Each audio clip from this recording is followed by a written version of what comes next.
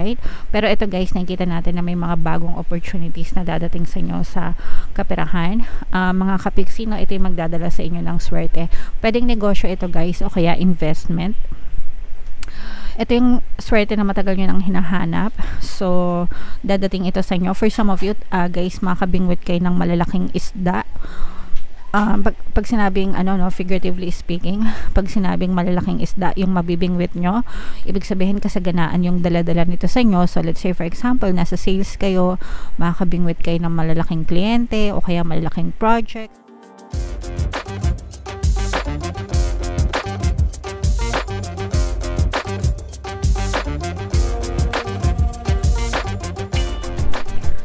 Hello guys, hello Cancer, welcome back to Pinoy Pixie Tarot.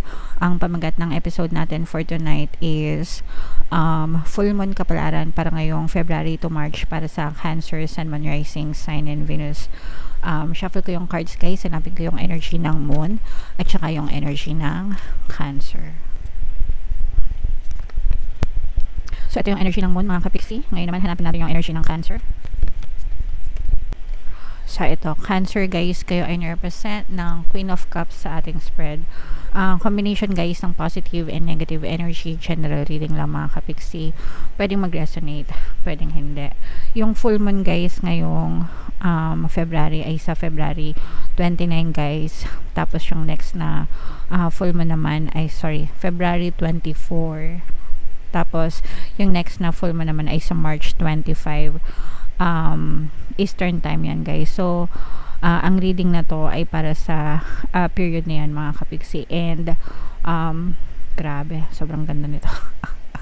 Ang pangalan ng ating full moon guys ay snow moon mga kapixie. So okay, so yeah, natahimik ako habang inaano ko yung kasi sobrang ganda ng energy ng spread nyo. Ito ay combination ng positive and negative, pero this is saying babay, nagbababay na kayo sa negative mga kapixie. Ito yung mga problema and challenges na pinagdaanan nyo. Ayan, kung nakikita nyo naman talagang tinik-tinik,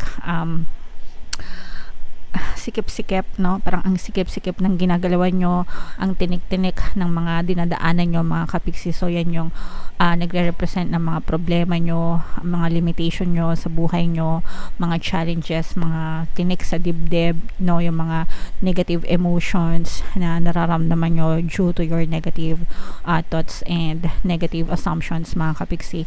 Kasi yung inyong emosyon guys, sumusunod lang naman yan sa inyong tawag dito, pattern of thoughts, yan yung palagi kong sinasabi sa inyo. Hindi ko lang alam kung nagigets nyo.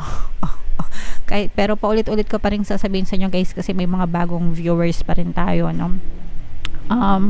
yung inyong emosyon, sumusunod lang yan sa pattern of thoughts nyo. Pag negative yung nararamdaman nyo, ibig sabihin negative din yung iniisip nyo.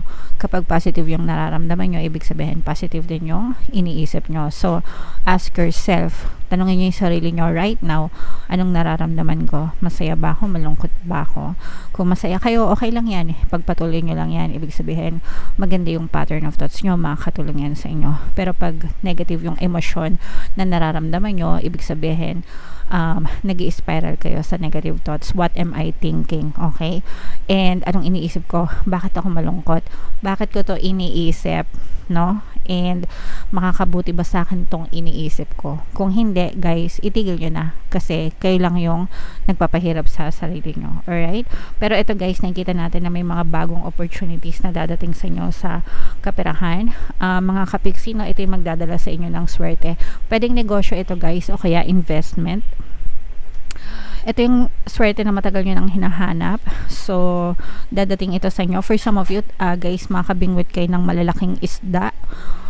Pag sinabing figuratively speaking, pag sinabing malalaking isda yung mabibingwit nyo, ibig sabihin kasaganaan yung daladala nito sa inyo. So let's say for example, nasa sales kayo, makakabingwit kayo ng malalaking kliyente o kaya malalaking projects, ganyan. O kaya naman magkakaroon kayo ng malaking komisyon, makakabenta kayo ng malaki, tapos magkakaroon kayo ng malaking komisyon, ganyan. So syempre malaking income, everybody happy, mga kapiksi. So yun yung nakikita natin sa inyo guys, no? Makabingwit kayo ng malaking kontrata, malaking isda, malaking income, malaking potential para sa inyo, mga kapiksi. And kung nagsisimula pa lang kayo, let's say for example, magsisimula pa lang kayong magnegosyo, may potential na mapalaki nyo itong negosyo na to or investment na ito, mga kapiksi, kasi pumapabor ang swerte sa inyo. Alright, so i-mine nyo na to guys sa comment section. Mine swerte, mine good luck, mine good fortune, mine malalaking kliyente, mine malalaking komisyon, kung ano man yung iba sa inyo parang pwede rin kayo makabingwit ng malalaking kontrata pagdating sa trabaho, pwedeng malaki yung job offer para sa inyo, mga kapiksi. Malaking job offer, malaking basic salary, malaking benefits, ganyan, basta everything malaki. Mr. Biggie, mga kapiksi. Okay? Alright, so yeah, comment down below guys if na-excite kayo dyan. Meron tayong presence dito ng air sign, Aquarius, Gemini, Libra. For some of you guys, no, parang pagdating naman sa love life, guys, you may be dealing with an air sign energy. Parang gusto nyo munang sarado yung inyong puso at isipan pagdating sa love life, guys, kasi although nakita natin na parang nandun yung pagmamahal, pero there's something fishy na going on sa inyong love life, mga kapiksi. So pero ang nakikita or ang nararamdaman natin dito is parang gusto nyo munang takpan yung mga mata nyo, no? Pagdating sa love life nyo, ibig sabihin gusto nyo munang ipasintabi and gusto nyo munang mag-focus sa sarili nyo. And tama naman yun guys, no? Kasi kapag maganda yung paningin at pakiramdam mo sa sarili mo, susunod din magiging maganda yung love life nyo, mga kapiksi. So pause muna kung kinakailangan para alam nyo na, kailangan nyo mag-recharge, guys. Okay, so ito guys, nakikita natin yung kagaya ng sinabi ko kanina, no, maaaring may mga kontratang dumating sa inyo. For some of you guys, mag-ingat kayo sa mga manloloko, mag-ingat kayo sa pagpirma ng kontrata actually, no. If meron kayong mga kontratang pipirmahan, make sure na protect yourself guys against scammers, kasi ito mga energy to ng mga scammers, mga kapiksi. Until now, no, palagi ko kayong binababalahan araw-araw na lang or tuwing magvi-video na lang ako guys, palagi ko kayong binabalala ulit palagi ko kayong binababalahan, palagi ko kayong pinaalalahanan, okay, pagdating sa paglalabas ng pera, mga kapiksi, kasi baka kayo ay mabiktima ng scam.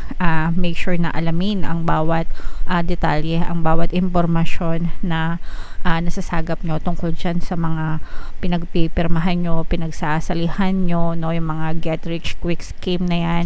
Kaya nga siya scheme, no, kaya nga get rich quick, sila yung yumayaman, yung mga nangai-scam sa nyo, hindi kayo guys. Okay, mag-ingat guys, gamitan nyo naman ng konting utak, no. Paganahin nyo naman yung konting utak nyo, 'di ba, kapag pagdating sa investment. I mean, dapat lumang kanta na yun no, pare-parehas na lang, so nag-iiba lang ng lyrics. Pero sana naman guys, huwag kayo masyadong magpautaw sa mga manloloko, kasi sayang din yung mga hard-earned money nyo. Okay, so yan guys, babalayan sa inyo na mag-ingat sa mga manloloko. Okay, huwag nyong hayaan na nakawin yung pera nyo, pinaghirapan nyo yan guys. Okay, so ito naman, tingnan natin yung additional namin sa inyo kapiksi. Habang sinashuffle natin to, panoorin nyo muna yung video natin regarding sa ating paano mag-manifest ng abundance video course. Kapiksi, sawa ka na ba sa mga struggles at hirap sa buhay mo? Masipag ka ba at masikap sa buhay ngunit hindi ka pa rin umaasenso? Ilang beses ka na bang nag-attempt magnegosyo at mag-invest pero palagi ka pa rin nalulugi? Sa pagkakataon na ito ay maaaring may subconscious beliefs ka na nagiging balakid sa iyong pag-unlad at pagyaman. Introducing, paano mag-manifest ng abundance video course. Dito ay matututunan mong ma-overcome ang mga balakid mo para tuluyan ka ng umunlad, umasenso, sumagana, maging matagumpay, successful at maswerte sa iyong kabuhayan, pera, trabaho, negosyo, salapi at kaperahan ng bonggang-bongga. Dali, mag-send na ng email sa pinoypixie@gmail.com at simulan na ang iyong pagyaman ngayon. Alright, so sabay-sabay tayo magpayaman guys. Ngayon 2024, mag-avail na kayo ng course kasi sobrang ganda talaga niyan mga kapiksi. And good news no, dahil ngayong February until February 29 guys, magbibigay ako ng 200 pesos na discount sa lahat na mag-avail ng course. Kaya mag-avail na kayo mga kapiksi. Meron din tayong email coaching, manifest your desires using the law of attraction. If meron kayo mga specific na gusto nyong i-manifest guys, pwedeng love and relationship, pwedeng money or career, pwede kayo magpabook ng email coaching session with me. Mag-send lang kayo guys ng email sa pinoypixitarot@gmail.com. So, ito yung additional na message para sa inyo guys. Don't let pride get in your way. Huwag masyadong ma-pride chicken mga kapiksi. Yung pride chicken sa kusina lang yun, no? Huwag nating huwag tayong masyadong ma-pride sa buhay natin. Yung ma-pride guys, ibig sabihin na yung mataas ang ego, ganyan, masyadong mataas yung tingin sa sarili mga kapiksi, no? Kailangan marunong tayong magpakumbaba, marunong tayong bumalanse mga kapiksi. Alright? Be magnificent without being plain too much. So, nakita nyo ba yung pagkakaroon ng balance guys, no? Be magnificent without being plain too much. So, ibig sabihin, ilagay nyo lang sa tamang balance mga kapiksi. Okay? Self-esteem is good, vanity is not. Yung pagka-over, no? Wag masyadong exage, wag masyadong over mga kapiksi, and then wag din naman masyadong kulang-kulang. Kaya nga sabi ko, ilagay sa tamang balance mga kapiksi. Ayan, everyone is equally important, no? Hindi lang ikaw yung importante sa mundo guys, importante din yung ibang tao, and lahat tayo importante, no? Kaya wag kang magmataas, no? Hindi naman sa lahat kayo, no? Kasi I'm sure hindi naman kayo ganito mga kapiksi, yung mga tatamaan lang guys, no? So wag ganun mga kapiksi, hindi lang ikaw yung anak ng Diyos, lahat tayo pantay-pantay tayo sa mga mata niya. So wag magmata, wag magmataas mga kapiksi. Creative urges should be followed. Work some magic.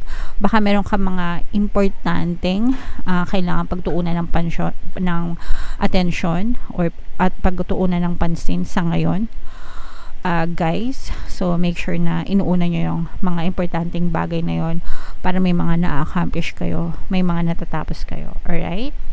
And for some of you, a friendship may be ending now. Okay? So, ibig sabihin may mga natatapos na relasyon, especially sa friendship. Yung friendship kasi guys, no, parang there are friends for keeps. Diba? Yung for keeps, yun talaga yung pang forever, kahit na ilang taon yung magdaan.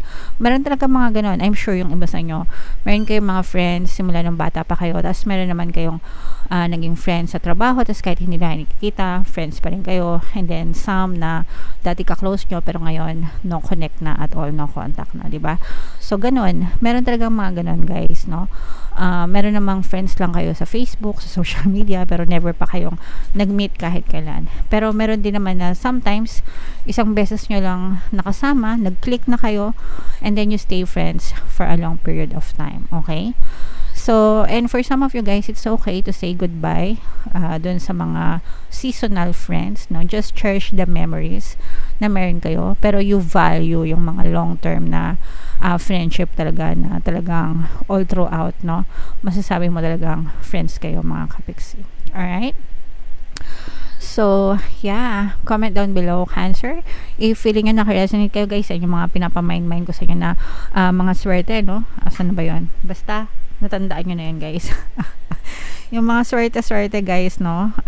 Mga malalaking isda yan, i-mind nyo yan. Sorry sa boses ko, talagang namamaos minsan. I-mind nyo yan guys sa comment section para talagang maangkin nyo yung energy na yan mga kapiksi. Alright? So yeah, ito yung ating mga pampaswerte subliminal guys. Pakinggan nyo na para talaga maging maswerte kayo ngayon 2024. And ito naman yung ating success stories ng paano mag-manifest ng abundance video course. Click here to subscribe guys, and click here to join our membership program. Thank you for liking, sharing, and subscribing, and see you again next time. I love you all guys. Have a nice day. Bye bye.